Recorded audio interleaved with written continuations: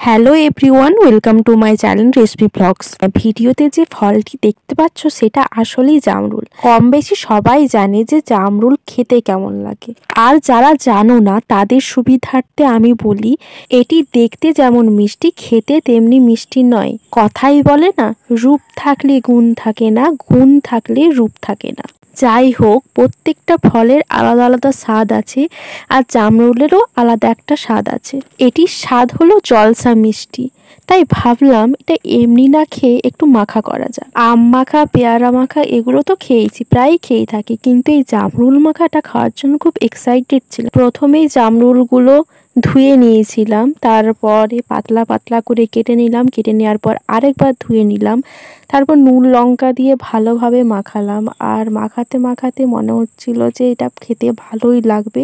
অন্যান্য ফল যেমন টাটকা খেলে ভালো লাগে, এই জামরুল কিন্তু দুদিন রাখার পর খেলে এটার টেস্টটা আরো ভালো লাগে, জলসানো ভাবটা কেটে যায়। আমি শুধু নুন আর কাশ্মীরি লঙ্কা দিয়ে জামরুলটা মাখিয়েছিলাম, তোমরা চাইলে চাট মশলাও দিতে পারো। কালারটা তো খুব সুন্দর এসছে, এবার খেয়ে দেখা যাক কেমন লাগে। তো খেতে খুবই সুন্দর ছিল, তোমরা একবার বাড়িতে ট্রাই করো। ওকে, বাই।